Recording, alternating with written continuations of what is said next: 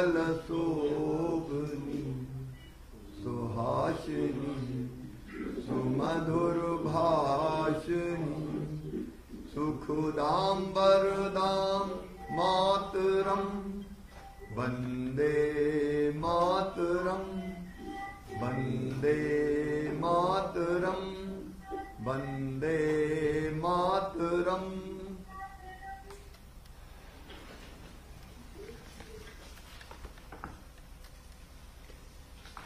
मित्रों, कल crisis management group की बैठक के समय मैंने सबको धन्यवाद दिया था। आज मैं फिर अपने मंत्रिमंडल की पूरी टीम को इस बात के लिए धन्यवाद देता हूं कि आप सब ने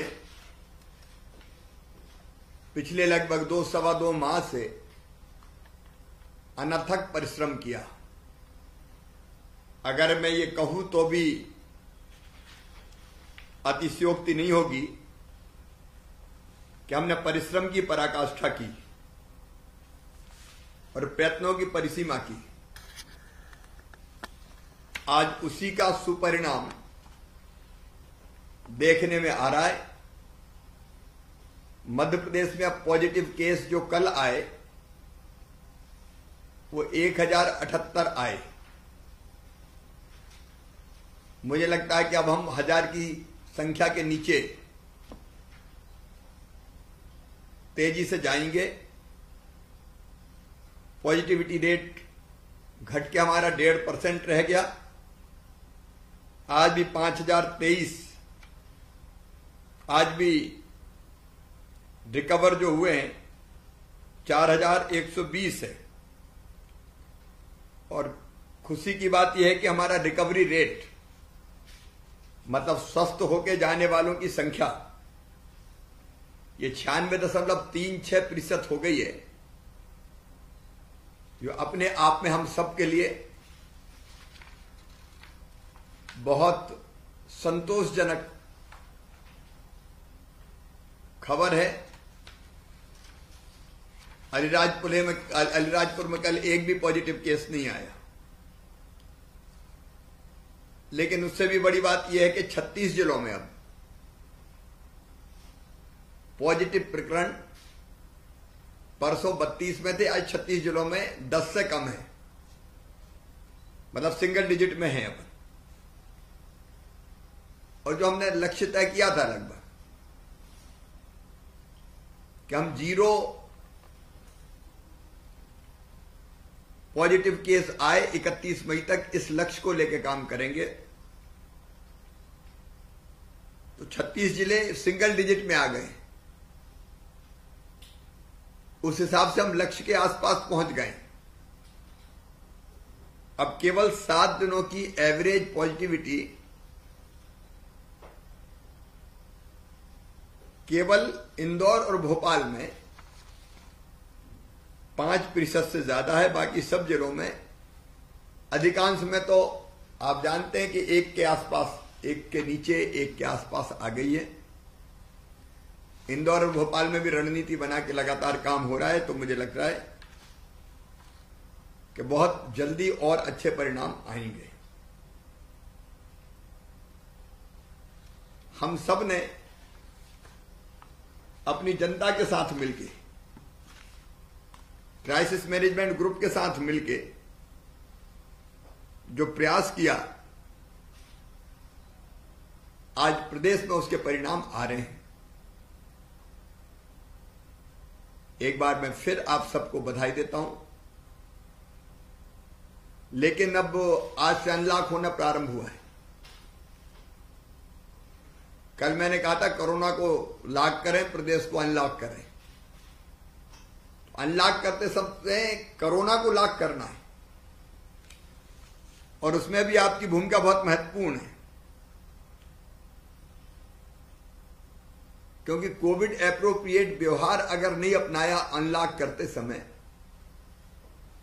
तो फिर संकट बढ़ सकता है। और हमारी टीम का यह दृढ़ निश्चय है मेरा, आपका, सबका, कि हमारी पूरी कोशिश होगी कि हम दुनिया भी चलने दें, धीरे धीरे खोलते अनलॉक करते करते बिजनेस व्यापार भी चले और कोविड को भी, कोरोना को भी हम नियंत्रित रख पाए। अब इसमें लीड रोल हमारा है, सबका। और इसलिए आज प्रारंभ में मैं आपसे आग्रह कर रहा हूं कि अपने जिलों में अनलॉक की प्रक्रिया में कोविड की गाइडलाइन का पालन सुनिश्चित करवाना वो आपका काम है। दुकानदार क्या करे, ग्राहक क्या करे, दुकानें कैसे खुले, वो सब पूरा आप तय कर चुके हैं। सड़कों पे भीड़ ना निकले, 6 से ज्यादा लोग इकट्ठे ना हो। मुझे लंबा कहने की जरूरत नहीं, कोविड के नियमों का पालन, मास्क, दूरी। तो मुझे लगता है कि आपको आपके प्रभार के जिले में एक दौरा करना पड़ेगा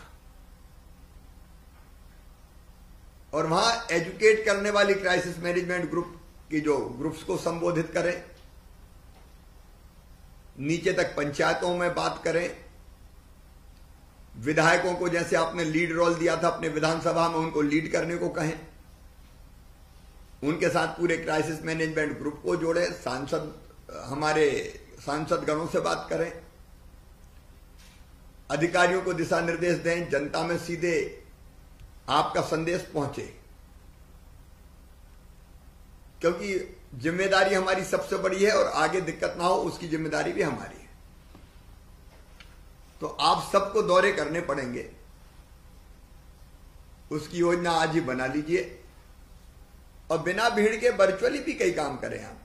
लेकिन जैसे मैं संभाग केंद्रों पर जाके बैठ गया तो उसका एक अलग असर पड़ता है, वैसे आप जिला केंद्र पे जाके बैठ जाएंगे तो अलग असर पड़ेगा। और दूसरा, वैक्सीनेशन के बारे में जन जागरण, ये 2 काम एक साथ हम करें। कोविड एप्रोप्रिएट बिहेवियर और वैक्सीनेशन को लेके जो डर, भ्रम, भय है वो निकालने का काम, तो ये हम सब साथियों को करना है। मैं भी कुछ जगह चला जाऊंगा तय करके, कुछ जगह अभी गया था, कुछ जगह और जो हम लोग तय कर लेंगे, कुछ जगह मैं भी चला जाऊंगा, लेकिन ये करना है। दूसरे, हमने 6 समूह बनाए। कोरोना कर्फ्यू को चरणबद्ध प्रक्रिया के अनुसार समाप्त, उस समूह का काम खत्म नहीं हुआ, वो चरणबद्ध तरीके से ही समाप्त हो और ठीक से व्यवस्थाएं वैसी बने, इस समूह को देखना है। वैक्सीनेशन के लिए समूह बना, अस्पतालों के प्रबंधन के लिए, तीसरी लहर की तैयारी के लिए जो जो चीजें करनी है, जन जागरूकता और प्रचार प्रसार की कार्य योजना आपने बनाई, फिर मेडिकल ऑक्सीजन के उत्पादन, उपलब्धता, ये सारे समूह जो बने हैं उनका काम खत्म नहीं हुआ, उनका काम जारी रहेगा। जो सिफारिशें आपने की है उनको क्रियान्वित करवाना है। तो मैं चाहता हूं समूह भी बैठे, बीच में रोज बैठने की जरूरत नहीं है, सप्ताह में एक बार समूह बैठ के देखे कि क्या हुआ क्या नहीं हुआ। इसको लीड करेगा जो विभाग है उनके, जिस समूह का जो विभाग है, जैसे स्वास्थ्य सुविधाओं का विस्तार तो स्वास्थ्य और मेडिकल एजुकेशन ही देखेगा, लेकिन समूह बात करे, क्योंकि हम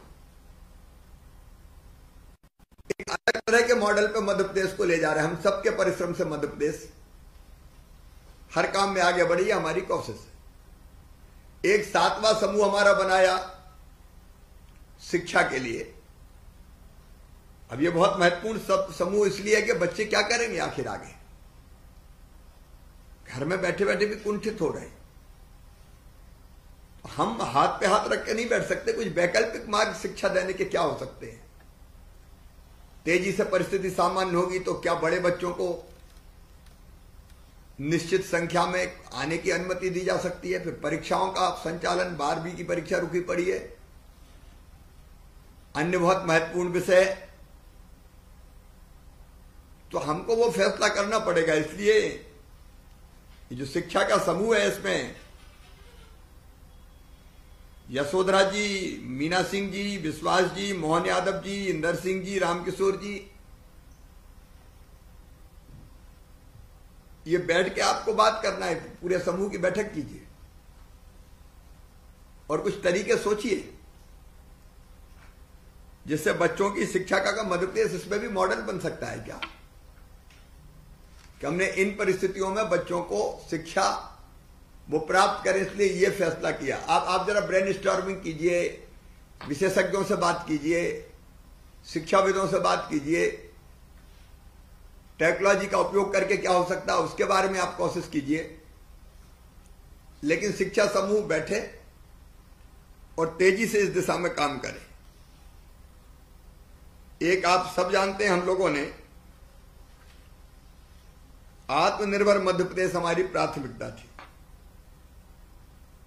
तो मैंने अधिकारी स्तर पर निर्देश दे दिए थे। उसके लक्ष्यों को लेके ये बात अलग है कि थोड़ी दिक्कत हमको है संसाधनों की, 2-2.5 महीने में काफी रेवेन्यू का लॉस हमको हुआ है, लेकिन फिर भी काम तो हमको करना है, तो कुछ जितनी सीमाओं में कर सकते हम करेंगे, तो उस काम को हम फिर से प्रारंभ कर दें और एक विभागीय कार्यों का लोकार्पण शिलान्यास की जहां स्थिति है वहां ये वर्चुअली शुरू कर दें। अब कल मैंने एक रतलाम में ऑक्सीजन प्लांट का वर्चुअली लोकार्पण किया, परसों नीमच में मनासा में किया। वहां भीड़ इकट्ठी नहीं करेंगे, केवल कुछ लोग होंगे, लेकिन चीजें और भी चल रही है कोरोना के अलावा। इसलिए कई चीज हमारी जिनके शिलान्यास होना है या लोकार्पण होना है, उनमें से जो मुझे करना चाहिए मैं करूंगा, जो आपको करना चाहिए आप करें आपके विभाग के, उसकी भी योजना बना लीजिए। विशेषकर बाकी सब विभाग तो करें, ये हेल्थ और मेडिकल एजुकेशन के भी अब उपयुक्त अवसर है कि मेडिकल कॉलेज की अगर पूरी तैयारी है तो हम शिलान्यास कर दें। इस तरह की चीज बता रहा हूं। ऑक्सीजन प्लांट, वार्ड का विस्तार, बेड बढ़ा रहे हैं। अब बेड भी अगर बढ़ा रहे हैं तो कोई मंत्री जाके करे ना वहां। अगर सीटी स्कैन मशीन आ रही तो कोई जाके वर्चुअल कार्यक्रम करे, जाके ना हो तो वर्चुअल करे। ये जो व्यवस्थाएं बना रहे हैं हम, ये व्यवस्थाएं भी विश्वास पैदा करेगी जनता के मन में, आत्मविश्वास से भरना है हमको लोगों को। तो ये भी अब शुरू किए जा सकते हैं, उसकी सूची बना के कौन से आपको करना है। कुछ मैं वर्चुअल कर दूंगा, कहीं एक्चुअल अगर जा सकते हैं तो जाके वहां भीड़ इकट्ठा ना हो, ये चिंता जरूर करना है। तो मुझे लगता है कि दूसरी दिशा में भी तेजी से हमारे कई काम प्रारंभ हो जाएंगे। अभी कोविड के अनुकूल व्यवहार के लिए जागरूकता का जो कार्यक्रम हमें चलाना, उसमें मैं 2 बातें और कहना चाहता हूं। एक, आप अपनी तरफ से प्रचार कैसे हो सकता है, आपकी वॉइस रिकॉर्ड होके हो सकता हो, तरीके क्या क्या हो सकते हैं देखिए। एक तो आप करें, कुछ मैं करूंगा, कुछ विधायकों से करवाएं, उनकी अपील का असर होता है। एक हम योजना आज बैठ के बना लें कि राज्य के महाविद्यालयों में उच्च शिक्षा मंत्री मोहन यादव जी बैठे हुए हैं और टेक्निकल एजुकेशन भी, यशोधरा जी भी जुड़ी होंगी। ये जो बड़े बच्चे हैं हमारे, इनकी बड़ी संख्या महाविद्यालयों में 18 लाख विद्यार्थी है, 9,000 प्राध्यापक है। इन विद्यार्थी और प्राध्यापकों को कोविड अनुकूल व्यवहार के संबंध में मास्टर ट्रेनर के रूप में हम ट्रेनिंग दें, ट्रेनर के रूप में इनको प्रशिक्षित करें और इनके जिम्मे हम